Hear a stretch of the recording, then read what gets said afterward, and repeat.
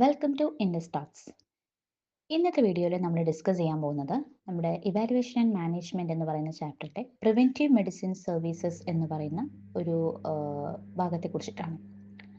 ഇപ്പോൾ നമുക്കറിയാം, preventive medicine എന്ന് പറയുമ്പോൾ തന്നെ എന്താണ്, നമ്മൾ വെൽനസ് ചെക്കപ്പിന് പോവുക, അല്ലെങ്കിൽ ആനുവൽ വെൽനസ് വിസിറ്റിന് പോവുക, ഫുൾ ബോഡി ചെക്കപ്പിന് പോവുക എന്നൊക്കെ പറയുന്ന അതേ ഒരു മീനിങ് ആണ് അല്ലേ. അതായത് ഒരു അസുഖം ഉണ്ടായിട്ട് ട്രീറ്റ് ചെയ്യാന്നുള്ളതിനേക്കാൾ ഉപരി അതിനെന്താ ഉദ്ദേശിക്കുന്നത്, അസുഖങ്ങളൊക്കെ വരാതിരിക്കാനുള്ള ഒരു പാക്കേജ് പോലെയോ അങ്ങനെയുള്ള ചെക്കപ്പുകളൊക്കെ എടുത്ത് ചെയ്യാറുണ്ട് അല്ലേ. അപ്പം അതിന് പോകുന്നതിൻ്റെയാണ് നമ്മൾ ഈ പ്രിവെന്റീവ് മെഡിസിൻ സർവീസസ് എന്ന് പറയുന്ന ഭാഗത്തിൽ കോഡുകളായിട്ട് റിപ്പോർട്ട് ചെയ്യുന്നത്.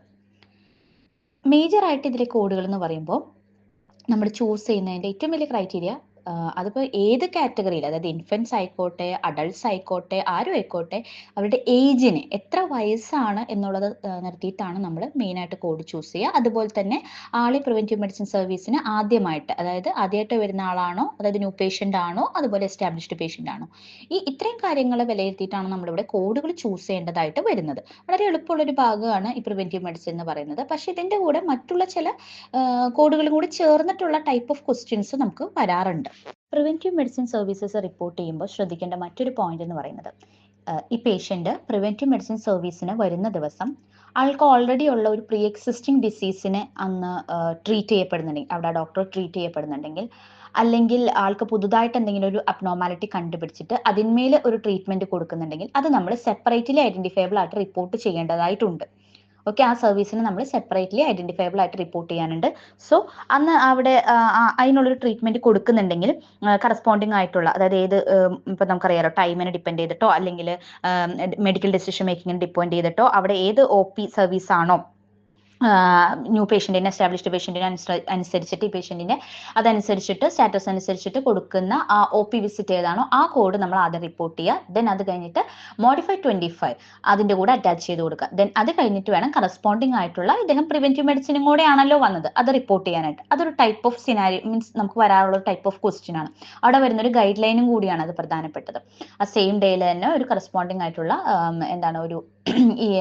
ഒരു OP വിസിറ്റ് അവിടെ നടക്കുന്നുണ്ടെങ്കിൽ ആ OP വിസിറ്റിനെ നമ്മൾ സെപ്പറേറ്റ്ലി ഐഡന്റിഫയബിൾ ആയിട്ട് മോഡിഫൈ 25 കൊടുത്തിട്ട് അറ്റാച്ച് ചെയ്തിട്ട് റിപ്പോർട്ട് ചെയ്യേണ്ടതായിട്ടുണ്ട്.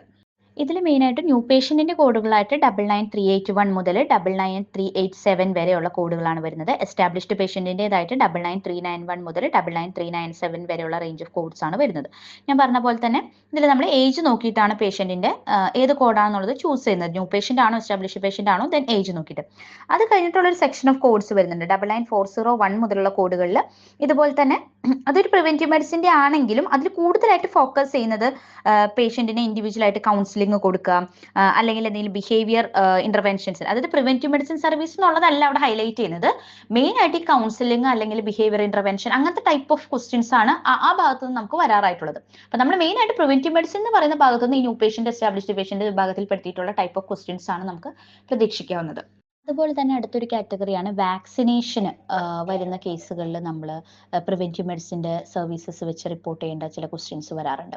അതായത് പ്രിവെന്റീവ് മെഡിസിൻ സർവീസിന് വരുന്നു പേഷ്യൻ്റ്, പേഷ്യൻ്റ് ആണോ എസ്റ്റാബ്ലിഷ്ഡ് പേഷ്യൻ്റ് ആണെന്നൊക്കെ ക്വസ്റ്റ്യനിൽ തന്നിട്ടുണ്ടാവും. അന്നേ ദിവസം തന്നെ ആൾക്ക് ഇന്ന വാക്സിൻസ് എടുക്കുന്നു എന്നുള്ള രീതിയിൽ ക്വസ്റ്റ്യനും വരാറുണ്ട്. അപ്പോൾ നമ്മൾ സ്വാഭാവികമായിട്ടും ആദ്യം പ്രിവെന്റീവ് മെഡിസിൻ സർവീസിന് ആസ്പദമായിട്ടുള്ള കോഡ് കൊടുക്കുന്നു, ദെൻ മോഡിഫൈഡ് 25 റിപ്പോർട്ട് ചെയ്തിട്ട് അതിനുശേഷമാണ് ആൾക്ക് എടുക്കുന്ന വാക്സിനേഷൻസ് ഓരോന്നായിട്ട് നമ്മൾ റിപ്പോർട്ട് ചെയ്യുന്നത്. അതും നമുക്ക് വരാറുള്ള ടൈപ്പ് ഓഫ് ക്വസ്റ്റ്യൻ ആണ്, പ്രിവെന്റീവ് മെഡിസിനെ ഉൾപ്പെടുത്തിയിട്ട് വരുന്നൊരു ടൈപ്പ് ഓഫ് ക്വസ്റ്റ്യൻ ആണ്.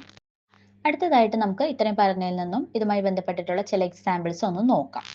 ഇവിടെ തന്നിട്ടുള്ള example 1 A 52-year-old patient present for the annual health care maintenance. Regular labs are ordered. Immunizations are up to date. അപ്പോൾ പേഷ്യൻറ്റിന് ഇമ്മ്യൂണൈസേഷൻസ് അപ് ടു ഡേറ്റ് ആണ്. ലാബ്സിൻ്റെ കുറച്ച് ടെസ്റ്റുകൾക്ക് ഓർഡർ ചെയ്തിട്ടുണ്ട് doctor. 52 വയസ്സുള്ള പേഷ്യൻ്റ് ആണ്. അപ്പോൾ ഇവിടെ ഇങ്ങനെ ചെക്കപ്പിന് വന്നു എന്ന് മാത്രം പറയുമ്പോൾ നമുക്ക് യൂഷ്വലി അതൊരു എപ്പോഴും വന്നുകൊണ്ടിരിക്കുന്ന ഒരു പേഷ്യൻ്റ് ആയിരിക്കും അല്ലേ. അപ്പോൾ സോ ദാറ്റ് ഈസ് നമുക്ക് എസ്റ്റാബ്ലിഷ്ഡ് പേഷ്യൻറ്റിൻ്റെ അണ്ടറിൽ നിന്ന് കോഡ് എടുക്കാം. ഏജ് വൈസ് വെച്ച് നോക്കുമ്പോൾ നമുക്ക് 52 ഇയറിനെ മാച്ച് ആവുന്നത് 40 മുതൽ 64 വയസ്സ് വരെയുള്ളവർക്ക് വരുന്ന എസ്റ്റാബ്ലിഷ്ഡിൻ്റെ കോഡായിട്ടുള്ള 99396 ആണ്. അപ്പം അങ്ങനെയാണ് ആ കോഡ് നമ്മൾ ചൂസ് ചെയ്യുന്നത്. അടുത്ത എക്സാമ്പിൾ 2 നോക്കിയാൽ അതിൽ 66 ഇയർ ഓൾഡ് ആയിട്ടുള്ള ഒരു ഡയബറ്റിക് പേഷ്യൻ്റ് ആണ് ആനുവൽ ഹെൽത്ത് ചെക്കപ്പിന് വേണ്ടി വന്നിരിക്കുന്നത്. ആളുടെ ഫാസ്റ്റിംഗ് ബ്ലഡ് ഷുഗർ ഹൈ ആയി രാവിലെ.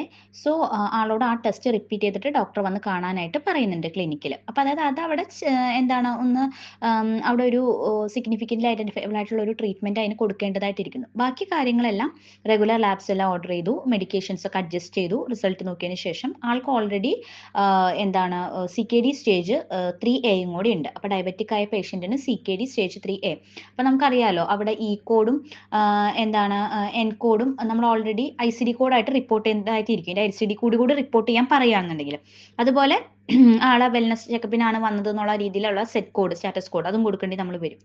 പിന്നെ ഇവിടെ ഇപ്പോൾ നമ്മൾ യൂഷ്വലി കോഡ് നോക്കുമ്പോൾ എങ്ങനെയാണ്, എസ്റ്റാബ്ലിഷ്ഡ് പേഷ്യൻ്റ് ആണ്, 66 ഇയർ ഓൾഡ് പേഷ്യൻ്റ് ആണ്. So 66 year old established patient, അതിൻ്റെ അണ്ടറിൽ നിന്ന് നമുക്ക് 99397 എന്ന് പറഞ്ഞിട്ടുള്ള അതിൻ്റെ കോഡ്, പ്രിവെൻറ്റീവ് മെഡിസിൻ്റെ കോഡ് നമുക്ക് കണ്ടുപിടിക്കാം.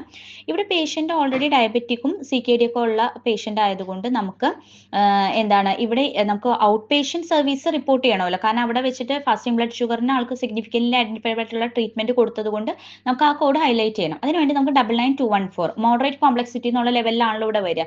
കാരണം പേഷ്യൻറ്റിന് ഓൾറെഡി എന്താണ് മരുന്നുകളും കാര്യങ്ങളും എല്ലാം കൊടുക്കുന്നുണ്ട്, ഇതിനൊരു പ്രത്യേക ട്രീറ്റ്മെന്റ് കൊടുക്കേണ്ടി വരുന്നുണ്ട്, ഇത് ഹൈ ആയി മാറുകയാണെന്നൊക്കെ ഉള്ളതിന് ഇൻഡിക്കേറ്റ് ചെയ്യുന്നത് മോഡറേറ്റ് ആണെന്നാണ്. സോ നമുക്ക് 99214 വിത്ത് മോഡിഫൈഡ് 25, ദെൻ അത് കഴിഞ്ഞിട്ട് പ്രിവെന്റീവ് മെഡിസിന്റെ കോഡ്. അങ്ങനെയാണ് ഇതിന്റെ ഫുൾ ആൻസർ വരെ. ICD കോഡ് കൂടി റിപ്പോർട്ട് ചെയ്യാൻ പറഞ്ഞു കഴിഞ്ഞാൽ ഞാൻ നേരത്തെ പറഞ്ഞ പോലെ കംപ്ലീറ്റ് കോഡായിട്ട് കൊടുക്കണം. സെയിം ലൈക്ക് ഒരു ക്വസ്റ്റ്യൻ ആണ് ഇവിടെ തന്നിട്ടുള്ളത്. 10 ഇയർ ഓൾഡ് ആയിട്ടുള്ള ഗേൾ ആണ്, ആളുടെ ഇയർലി ഫിസിക്കലിന് വേണ്ടി വന്നിരിക്കുകയാണ്. അപ്പോൾ ആൾക്ക് ഓൾറെഡി ഒരു അപ്പർ റെസ്പിറേറ്ററി ഇൻഫെക്ഷൻസ് 2 ദിവസമായിട്ടുണ്ട്.